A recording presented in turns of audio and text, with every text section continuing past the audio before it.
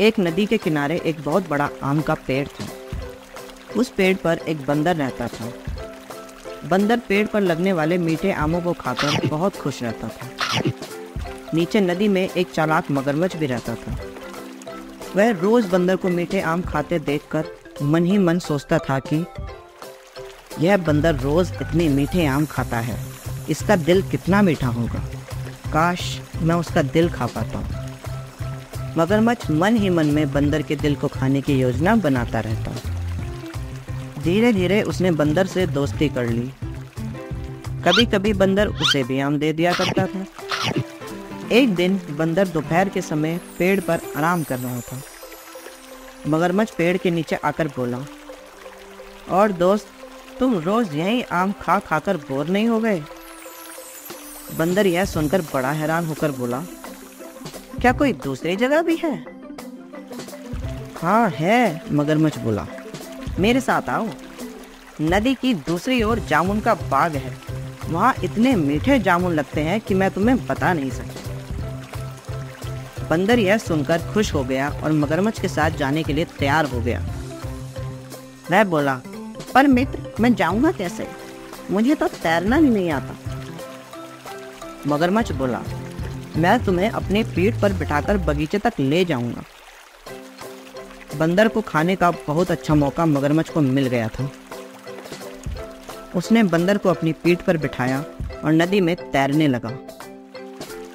बीच नदी में पहुंचकर बंदर को लगा कि वह पानी में डूब रहा है। बंदर चिल्लाया, अरे भाई, मैं तुम्हारी पीठ पर हूँ, ज़्यादा नीचे मत जाओ, मैं डूब जाऊंगा, मुझे तैरना नहीं आता। शैतान मगरमच्छ बोला, मित्र, यही तो मैं चाहता हूँ। कब से मेरी नज़र तुम पर थी। जो इतने मीठे आम खाता है उसका दिल कितना मीठा होगा। आहा, मैं तुम्हारा दिल खाना चाहता हूँ।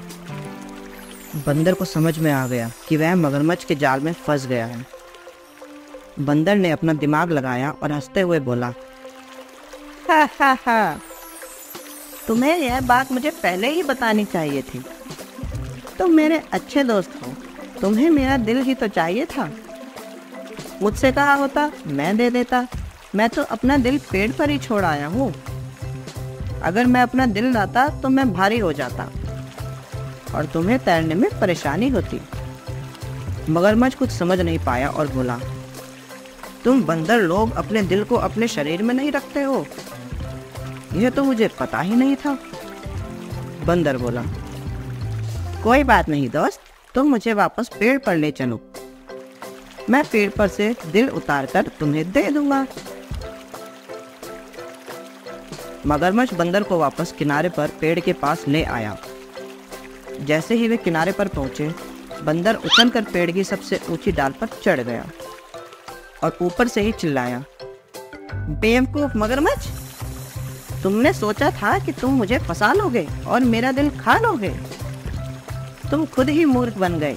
मेरा दिल मेरे पास ही रहता है। दोस्त समझकर मैंने तुम पर भरोसा किया था, पर तुम तो धोखेबाज हो। चले जाओ यहाँ से। मगरमच्छ कुछ बोल नहीं पाया। चुपचाप वह वापस नदी में चला गया।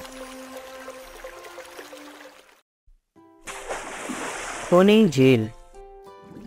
एक बार की बात है, एक जंगल में एक झील थी जो कि खूनी झील के नाम से प्रसिद्ध थी। शाम के बाद कोई भी उस झील में अगर पानी पीने के लिए जाता तो वापस नहीं आता था। एक दिन गुल्लू हिरण उस जंगल में रहने के लिए आया। वहाँ उसकी मुलाकात जंगल में जग्गू बंदर से हुई। जग्गू बंदर ने गुल्लू हिरण को जंगल के बारे में सब बताया, लेकिन उस झील के बारे में बताना भूल गया। जग्गू बंदर ने दूसरे दिन गुल्लू हिरण को जंगल के सभी जानवरों से मिलाया।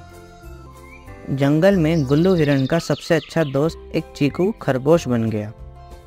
गुल्लू हिरण को जब भी प्यास लगती तो वह उस झील में पानी पीने जाता था। वह शाम को भी उसमें पानी पीने जाता था।